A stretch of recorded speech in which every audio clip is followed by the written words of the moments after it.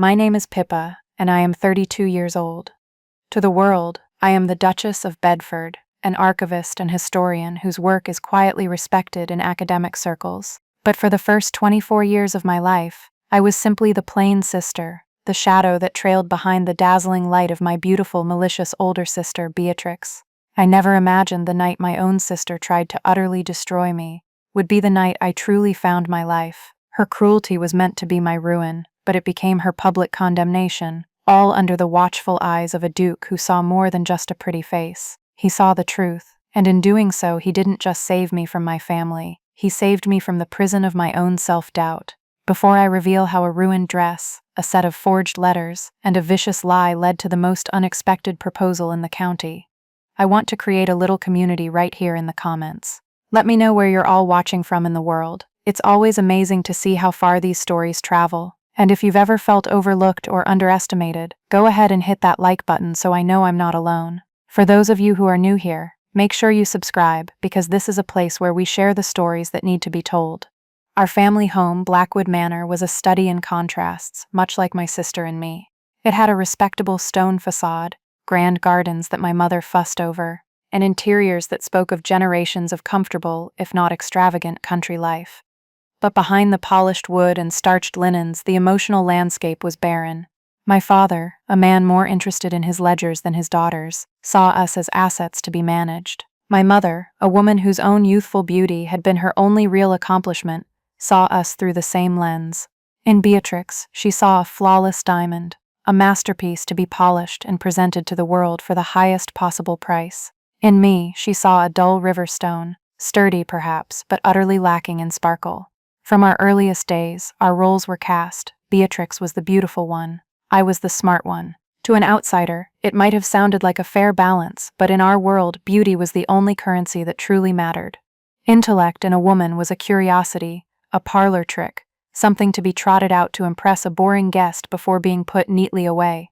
Beatrix's malice wasn't a sudden development. It was a slow-growing vine that had wrapped itself around my life since childhood, choking out any sunlight that dared to fall on me. I remember being 10 years old, hunched over my desk for weeks, meticulously researching and writing an essay on the agricultural history of our county for a regional scholastic prize. I had compiled notes, drawn maps, and cross-referenced parish records. It was the first thing I had ever created that I felt was truly mine, a reflection of a world that existed inside my head. The day before it was due, Beatrix, then 12 and already radiating the effortless grace that would define her, drifted into my room. She was holding a pot of her favorite drawing ink, a deep, unforgiving black. She complimented my work with a smile that never reached her eyes, her gaze lingering on the neat stack of pages. "How clever you are, Pippa," she had said, her voice like honey. "Always with your nose in a book." She tripped, a theatrical, clumsy stumble that a blind man could have seen was fake. The ink pot went flying, arcing through the air in a perfect dark parabola before crashing down directly onto my finished essay. Black ink bled through the pages, obscuring weeks of work in an instant. My maps, my carefully copied records, my conclusions, all of it was gone, a meaningless black stain. I had screamed, a raw, wounded sound. Beatrix's eyes had widened in mock horror before she produced perfect, crystalline tears. "Oh, I'm so terribly clumsy," she cried. My mother had rushed in, and her first action was to wrap an arm around the weeping Beatrix. She glanced at my ruined work, her expression one of weary annoyance. "Oh, Pippa, you know how clumsy your sister is. It was an accident. Don't make such a dreadful fuss and upset her further." I was the one who had been wronged, but I was the one who was silenced. A week later, Beatrix won a small prize in the same competition for a silly, sentimental poem about a wilting rose that she'd written in less than an hour. My father had clapped her on the back and called her our little poet. My own project was never mentioned again. This pattern repeated itself, escalating with age. When I was 16, I poured my lonely heart into a diary, filling its pages with my secret hopes, my insecurities, and my unrequited crush on the vicar's son. It was my only confidante. Beatrix found it. She didn't just read it. She gathered her circle of vapid, giggling friends in the garden and read my most private, humiliating entries aloud, her voice dripping with dramatic mockery. Their laughter drifted up to my bedroom window like poison on the summer breeze. When I confronted her, sobbing, she simply shrugged. "It was just a bit of fun. You're so terribly serious all the time." My father overheard the argument. His advice was not to comfort me, but to admonish me. Sisters tease each other, Pippa. You need to develop a thicker skin if you're ever going to survive in this world. His words told me that my feelings were an inconvenience, that her cruelty was normal, and that my pain was my own fault. I stopped writing in a diary after that. I learned to keep my thoughts locked away where she couldn't reach them. As we entered womanhood, her attacks became more sophisticated. There was a small parcel of land at the edge of our property, a forgotten corner with a crumbling stone cottage. My grandfather, who had appreciated my quiet nature, had always told me it would be mine one day, a place where I could have my own library, a sanctuary for my books and my thoughts. After he passed, I cherished that promise. I drew up plans, imagining shelves filled to the ceiling, a comfortable reading chair by the window. When I presented my modest proposal to my father, he was dismissive but didn't say no. 2 months later, I found out the land had been sold. The funds, as my mother cheerfully explained, were needed for Beatrix's new wardrobe for the London season. You must understand, darling, she'd said, patting my hand as if I were a child. Beatrix is making her debut. It's an investment in her future, in all our futures. Your little library can wait. Beatrix, standing behind her, had given me a triumphant little smirk. She hadn't needed the money, not really. She had simply wanted to take my dream away. So when the news arrived that Duke Charles Bedford had taken the lease on Crestwood Hall for the season, I expected nothing to change. Crestwood was the grandest estate in the county, and its temporary master was the subject of endless, breathless speculation. He was wealthy, unmarried, and devastatingly handsome, according to the gossip. For Beatrix and my mother, he was the ultimate prize. They immediately launched into a strategic campaign of social engagements, dress fittings, and practice smiles. I was, as usual, an afterthought, the drab sparrow required to accompany the bird of paradise. But then I heard a different rumor, a whisper that piqued my interest. The Duke was not just another handsome aristocrat. He was a scholar, a man of formidable intellect, a collector of rare manuscripts, and a respected member of the Royal Society. They said his personal library rivaled that of a university. For the first time, the prospect of a social event held a flicker of interest for me. Not because of the Duke himself, but because of the possibility, however remote, of a conversation that wasn't about fashion, gossip, or marriage prospects. Our first encounter was at a garden party hosted by a neighboring lord. The afternoon was a familiar tableau of pastel dresses, polite chatter, and strained smiles. Beatrix was in her element, a vision in pale lilac, holding court with a circle of admirers. My mother watched her with the proud gaze of a master jeweler admiring her finest creation. I had, as was my custom, found refuge at the periphery. I was standing near a crumbling section of the garden wall, engaged in a quiet but lively debate with Mr. Hawthorne, an elderly local historian, about the likely location of a forgotten Roman villa. We were discussing strata and pottery shards when a shadow fell over us.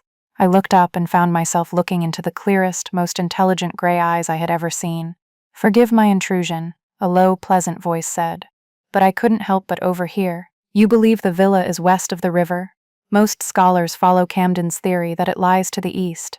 It was Duke Charles Bedford. He was taller than I'd imagined, with dark hair and a face that was more compelling than handsome, marked by keen intelligence. Mr. Hawthorne, flustered by the presence of a duke, began to stammer, but the duke's attention was entirely on me. "Camden was working with incomplete maps," I said, my voice steadier than I felt. He didn't have access to the tithe records from the Abbey of St. Giles, which clearly describe a tessellated floor discovered during the planting of the West Woods in the 15th century. A spark of genuine interest lit his eyes. "The St. Giles records? I thought they were lost in the fire of 1788. "Most were," I replied, feeling a surge of confidence that came from being on solid intellectual ground. "But the Book of Hours and 3 ledgers were saved by a quick-thinking monk. They're held in the county archive. I've been studying them." For the next hour, we stood by that crumbling wall and talked. We talked about Roman history, about manuscript illumination, about the frustrating fallibility of historical sources. He listened, truly listened, with an intensity I had never experienced from anyone besides my grandfather. He asked thoughtful questions, challenged my assumptions, and treated my opinions with the weight and seriousness of a fellow scholar. It was intoxicating. I forgot where I was. I forgot about my plain dress, my quiet demeanor. I was simply a mind, connecting with another mind. Eventually, the inevitable happened. Beatrix, having noticed the Duke's prolonged absence from her circle, glided over to us. Her smile was brilliant, but I could see the hard, possessive glint in her eyes. "Charles," she purred, placing a delicate hand on his arm. "There you are. We were all wondering where you'd disappeared to. Are you letting my dear sister bore you with her dusty old books?" The question was posed playfully, but the barb was sharp and intended for me. It was the same old dismissal, painting my passion as a tedious, unfeminine bore. I braced myself for the Duke to offer a polite pleasantry and be drawn away. But he didn't move. He smiled coolly at my sister, a brief, impersonal acknowledgement.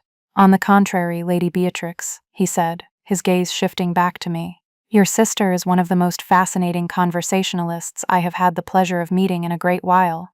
We were just discussing the St. Giles Abbey records. Miss Pippa, you were about to make a point about the ink composition. It was a deliberate public choice." He had not only defended my interests, he had dismissed hers. He turned his body slightly, angling himself back towards me, effectively closing her out of our conversation. The shock on Beatrix's face was fleeting but profound. She was not used to being overlooked, especially not for me. She offered a tight, brittle laugh and drifted away, but I saw the look she shot back at me over her shoulder. It was not one of simple annoyance. It was cold, sharp, and filled with a new and terrifying jealousy. I had, without meaning to, trespassed on her territory, and I knew with a certainty that chilled me to the bone that she would make me pay for it. The invitation arrived a week later, embossed with the Dockal crest of Crestwood Hall. It was for a grand ball, the pinnacle of the local social season, and my mother and sister were ecstatic. For them it was the moment the campaign for the Duke would reach its crescendo. Beatrix was certain that a few waltzes and some practiced charm would be all it took to secure a proposal. She spent days in consultation with her modiste, planning an ethereal gown of silver silk and gossamer lace, designed to make her look like a moon goddess. I was, as always, expected to attend, a drab backdrop to her brilliance. But this time, something felt different. The Duke's attention at the garden party had planted a tiny, fragile seed of hope in my heart. It was a foolish, dangerous seed, I knew, but I couldn't help but nurture it. For the first time in my life, I wanted to be seen. I decided to spend a little of my own carefully saved pin money on a new dress. I couldn't afford anything like Beatrix's creations, but I found a wonderful fabric in the village, a deep, rich emerald green silk that reminded me of moss in the deep woods after a rain. It brought out the flecks of gold in my hazel eyes and warmed my pale complexion. The design was simple, an elegant column with a modest neckline and long sleeves. When I tried it on for the first time, I saw not the plain, bookish Pippa in the mirror, but a woman. A woman who looked elegant, maybe even a little bit beautiful. I showed it to my mother, hoping for a crumb of approval. She looked it over with a critical eye, her lips pursed. "Well, it's serviceable, Pippa," she pronounced finally. "The color is rather severe, but I suppose it can't be helped. At least it won't outshine your sister." Even her faint praise was a comparison, a reminder of my place. Still, she could not dim the quiet joy I felt.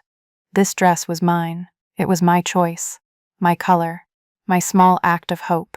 The night of the ball arrived, charged with an almost electric sense of anticipation. Beatrix was a whirlwind of activity, attended by her maid and my mother, a flurry of powder, perfume, and silk. I waited until the chaos subsided before going to my own room to prepare. I had laid the emerald dress out on my bed, the silk shimmering in the soft candlelight. I smiled, feeling a nervous flutter in my stomach. I was actually looking forward to the evening, looking forward to perhaps continuing my conversation with the Duke. But when I approached the bed, the smile froze on my face. A large, dark, wet stain spread across the bodice and skirt of my dress. It was a deep, viscous crimson, and it smelled faintly of wine and something acrid. On the floor, next to the spreading puddle on the priceless rug, was a half-empty bottle of red ink, the kind used for correcting manuscripts. And lying beside it, glinting in the candlelight like a snake's eye, was a single ornate hairpin of tortoiseshell and pearl. I recognized it instantly. It was one of a set my father had given Beatrix for her birthday. A cold dread, heavy and sickening, settled in my stomach. This was no accident. This was a message. I snatched up the hairpin and stormed into her room without knocking. She was sitting at her vanity, resplendent in her silver gown, calmly fixing a curl while her maid put the finishing touches on her hair. My mother stood by, beaming with pride. They both looked up as I burst in, my ruined dress clutched in my hand. "What did you do?" I demanded, my voice shaking with a rage I rarely allowed myself to feel. I held up the hairpin. "You did this." Beatrix raised a perfectly sculpted eyebrow. Her expression was one of cool, detached innocence. "Whatever are you talking about, Pippa? You're hysterical. My dress, you ruined my dress," I cried, thrusting the stained silk forward. My mother gasped, but not in sympathy for me. "Pippa, what have you done? That will stain the carpet." Beatrix slowly rose from her seat and drifted towards me. She inspected the dress with a look of pity. "Oh, darling, are you sure you didn't do it yourself?" she said, her voice dropping to a conspiratorial whisper, loud enough for our mother to hear. "Perhaps a subconscious desire to avoid the party altogether? You know you don't truly belong in such places. It's a mercy, really. That dreary color did nothing for you." The gaslighting was so blatant, so cruel, that it stole the breath from my lungs. Before I could respond, my mother stepped between us. Her face was set in a mask of stern disapproval, all of it directed at me. "That is enough, Pippa. Look at your sister. She is minutes from leaving for the most important night of her life, and you are trying to ruin it with your dramatics. You were always so clumsy. I'm sure you spilled something yourself and are now looking for someone to blame. Go to your room. You will not be attending the ball. I will not have you spoiling Beatrix's chances with your sour face and accusations." I looked from my mother's unforgiving face to my sister's triumphant smirk. In that moment, I felt a profound and desolate loneliness. I was not just being sabotaged, I was being erased. They had judged me, sentenced me, and dismissed me without a trial. Heartbroken and utterly defeated, I turned and fled back to my room, the sobs I had been holding back finally breaking free. I lay on my bed for what felt like hours, listening to the sounds of the carriage departing, carrying my radiant sister and hopeful mother off to Crestwood Hall. The silence that descended on the house was heavy and suffocating. Humiliation burned in my chest. Beatrix had won. She had successfully caged me, ensuring I would not be there to distract the Duke for even a moment. I was resigning myself to a long, miserable night when there was a soft knock at my door. It was Mary, one of the younger housemaids, a kind girl with sympathetic eyes. She was holding a small, flat parcel wrapped in brown paper and a sealed letter. "A footman from Crestwood just delivered this, miss," she whispered. "He said it was for you, specifically." My hands trembled as I took the items. The letter was addressed to me in a strong, clear hand. I broke the wax seal. The note was brief. "Miss Pippa," it read. "I was so looking forward to continuing our discussion on the history of the Roman presence in this region. I trust you are well and hope to see you this evening. I have taken the liberty of sending something I thought might interest you. Yours, Bedford." I unwrapped the parcel.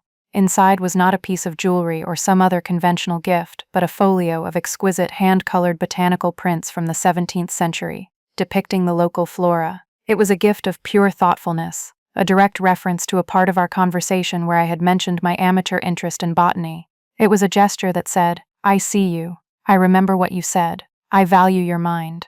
This small act of kindness was like a splash of cold, clear water on my face. It cut through the despair, extinguishing the hot shame and replacing it with a cool, sharp resolve. I would not let them win. I would not be hidden away. I stood up, my back straight. "Mary," I said, my voice clear and firm, "help me find another dress. Anything will do."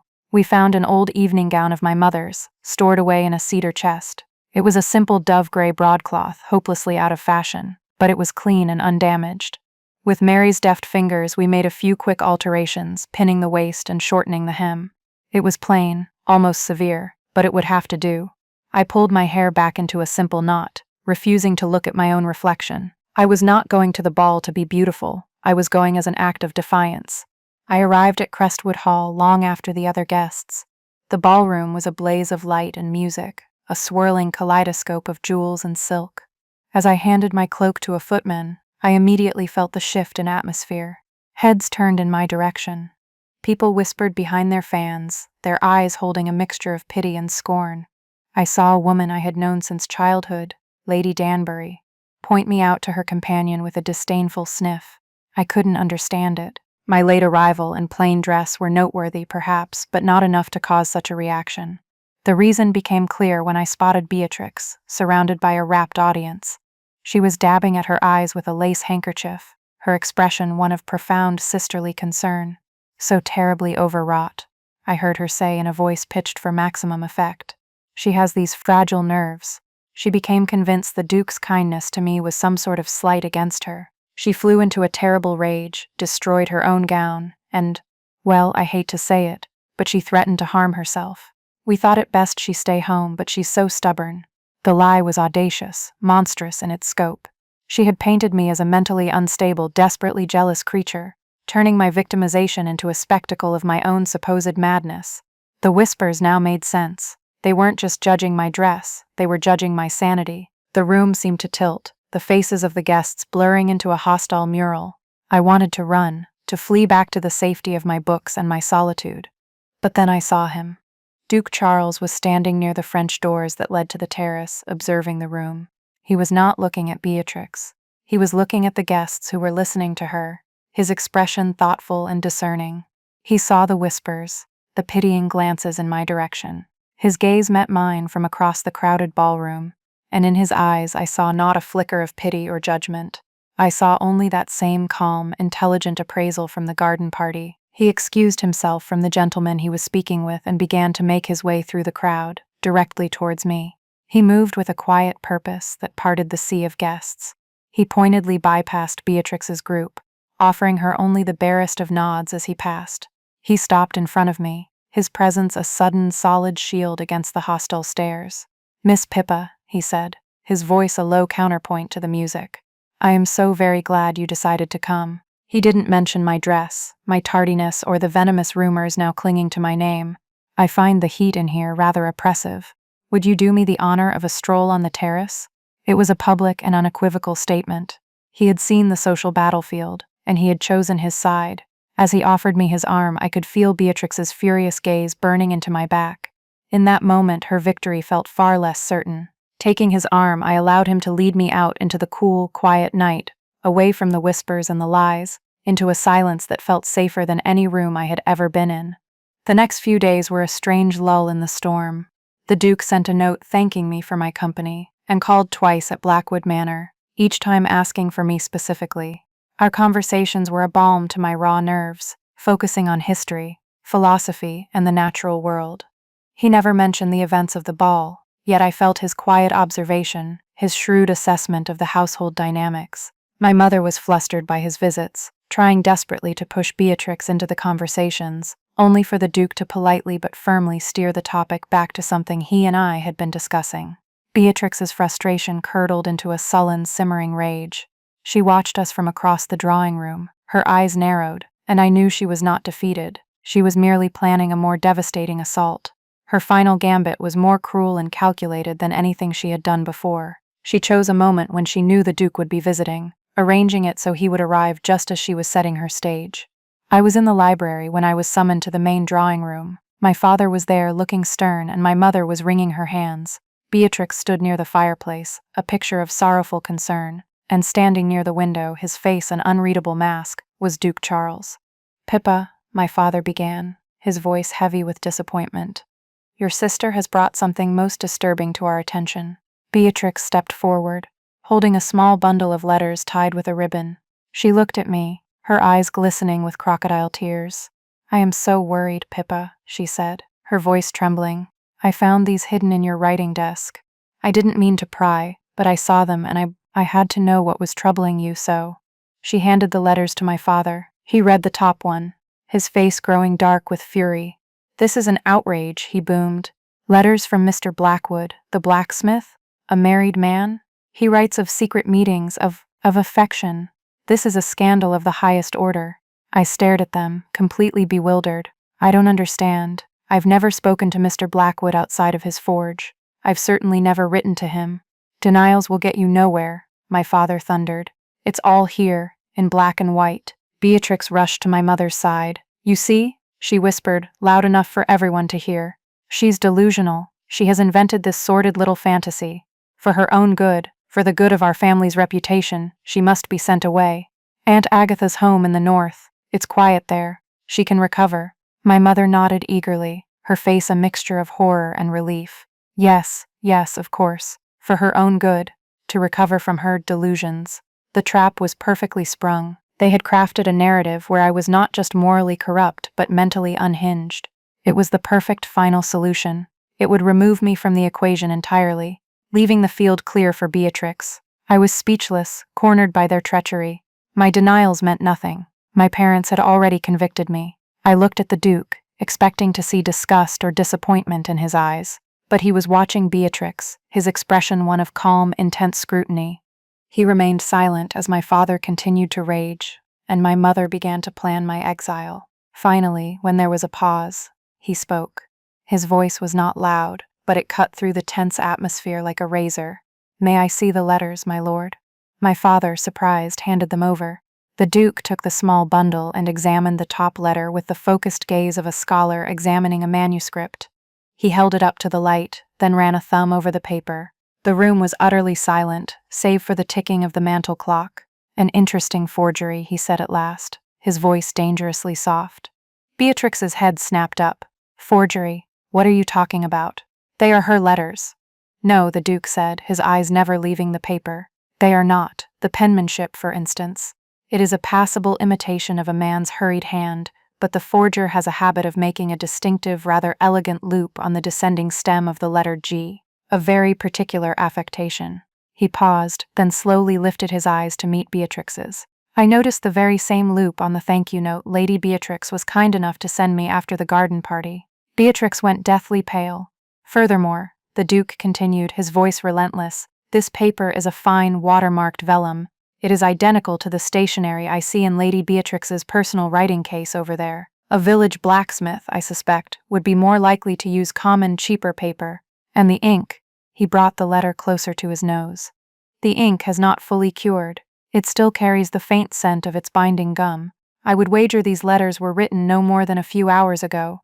He laid the letters down on the table with a quiet finality, the evidence of Beatrix's crime exposed for all to see. He then turned his steely gaze from the letters to Beatrix, and then to my stunned parents. "I have seen a great deal in my life," he said, and his voice, though still quiet, now resonated with a cold, righteous anger that filled the entire room. "But I have rarely seen such calculated, venomous cruelty from one sister to another. You sought to ruin a woman of profound intellect, character, and integrity out of nothing more than petty jealousy."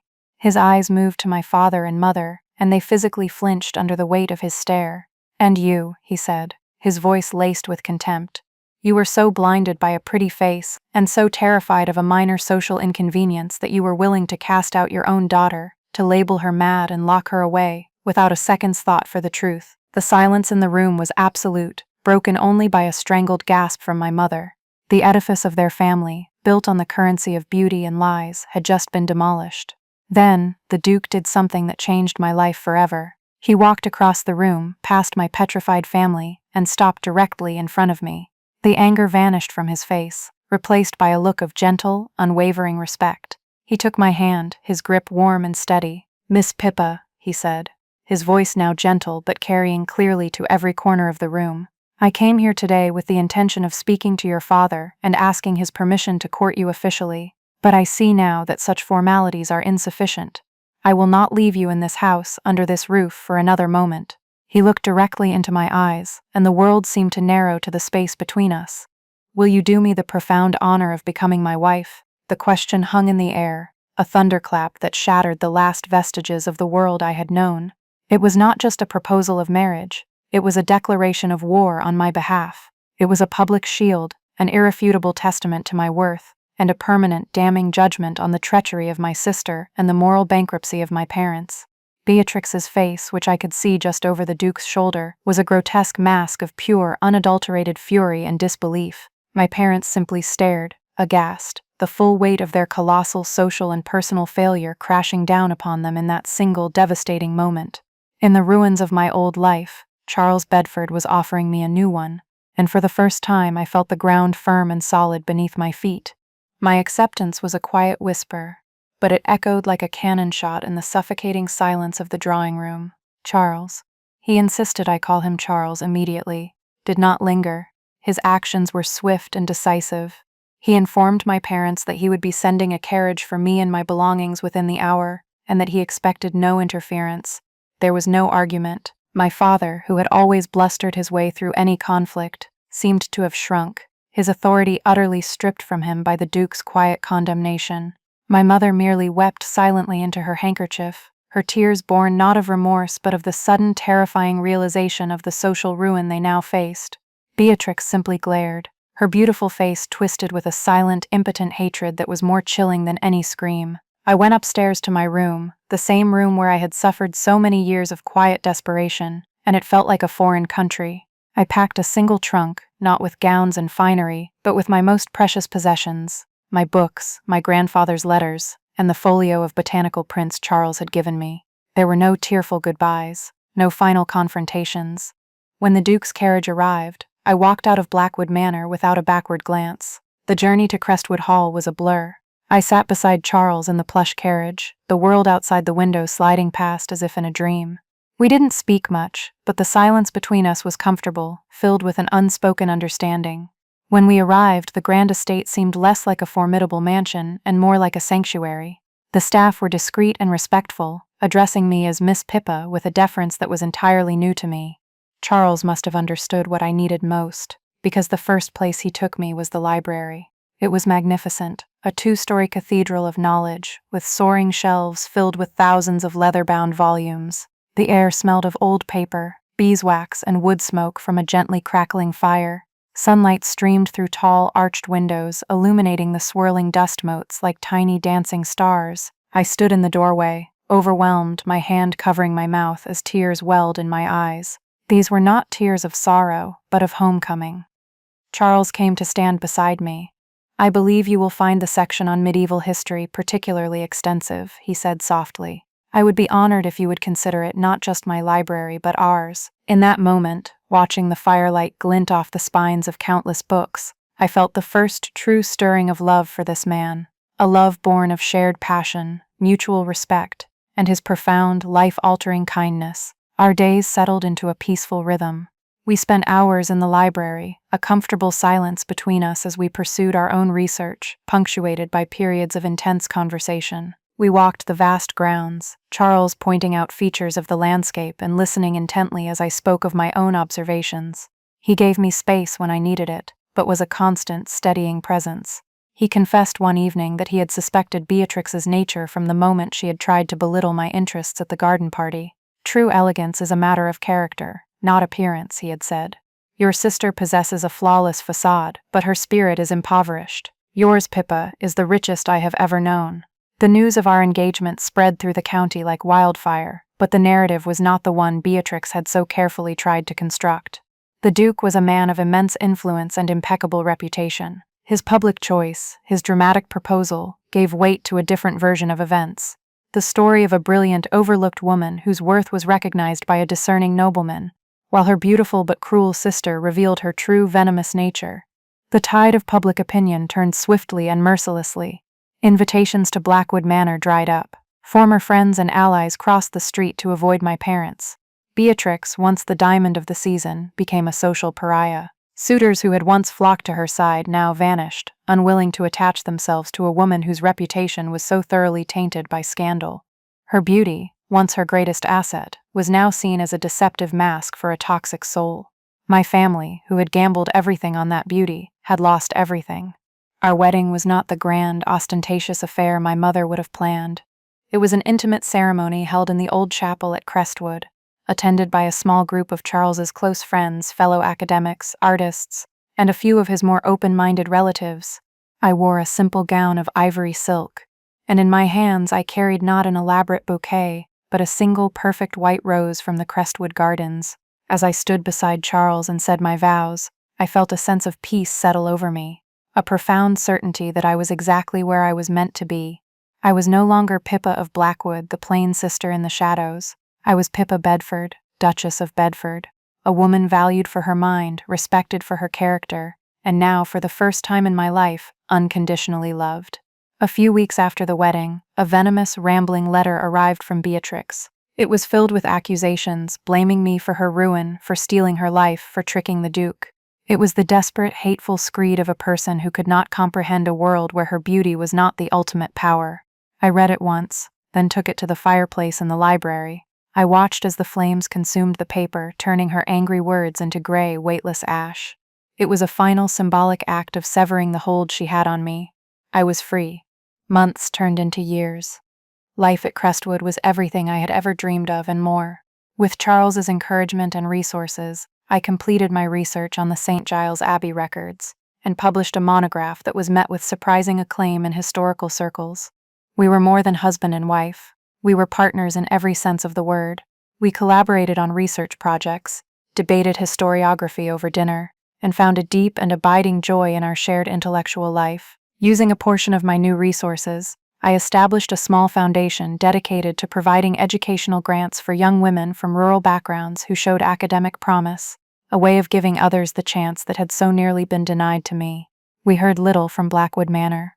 The news that reached us was grim. My father's finances, already strained by Beatrix's extravagances, had suffered from their social isolation. Beatrix, her prospects in our county non-existent, had eventually married a minor, debt-ridden baron from a distant shore, a man reportedly more interested in her dowry than her person. Her beauty, they said, had taken on a hard, brittle quality, and her spirit had soured into permanent bitterness. One afternoon, almost 5 years after my wedding, a carriage from my old home arrived unannounced. My parents and Beatrix were shown into the morning room. It was the first time I had seen them since the day I left. They had aged. My father looked stooped and weary. My mother's face was a web of anxious lines, and Beatrix looked diminished. The vibrant glow of her beauty had faded, leaving behind a discontented hardness. They had come, my mother explained in a rush of nervous chatter, to offer their apologies and to seek a reconciliation. It was a clumsy, transparently self-serving performance, clearly motivated by a desperate desire to re-enter society through association with us. Beatrix stood silently by the window, her back to the room, refusing to participate. I listened calmly, Charles a solid, reassuring presence by my side. When my mother finally fell silent, I spoke. "I appreciate you making the journey," I said, my voice even and devoid of the old hurt. "But an apology is not simply a collection of words. It is an acknowledgement of the truth. Forgiveness is not possible without it." I looked at my mother and father. "You must acknowledge that for years you valued one daughter as an ornament and dismissed the other as an inconvenience. You must acknowledge that you were prepared to sacrifice my freedom and my sanity based on a lie because it was easier than confronting your own prejudice."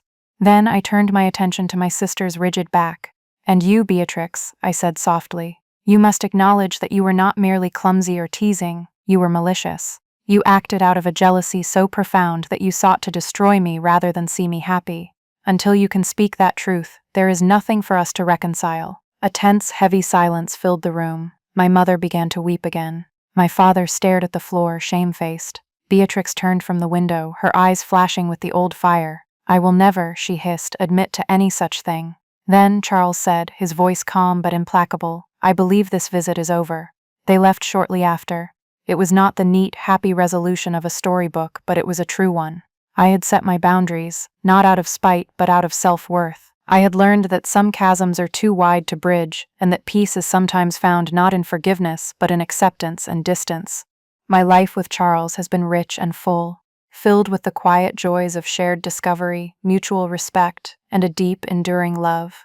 I sometimes think of Beatrix and the twisted path her bitterness led her down, and I feel not triumph but a quiet, lingering sadness, a sadness for the sister she could have been, for the friendship we might have shared if she had chosen kindness over cruelty. But in the end, her ink was poison, and the only story she managed to ruin was her own. My worth was never determined by her appraisal of me, or my parents, or the world's. It was there all along, waiting quietly in the shadows, waiting for me to be brave enough to step into the light and claim it for myself. And that's my story. It's a reminder that sometimes the people who try to bury you don't realize that you are a seed. What do you think is the worst kind of betrayal, the loud, overt cruelty, or the quiet, complicit silence of those who should have protected you? I'd love to read your thoughts and your own stories in the comments below. It's so important that we share and learn from one another. Please don't forget to like this video if my journey resonated with you, and subscribe to the channel so you don't miss out on more stories of resilience and vindication. Share this with anyone you think might need to hear that their value is not dependent on anyone else's approval. Thank you so much for joining me today, and for listening with such open hearts. Remember that family is defined by love and respect, not just by blood. I wish you all strength on your own journeys.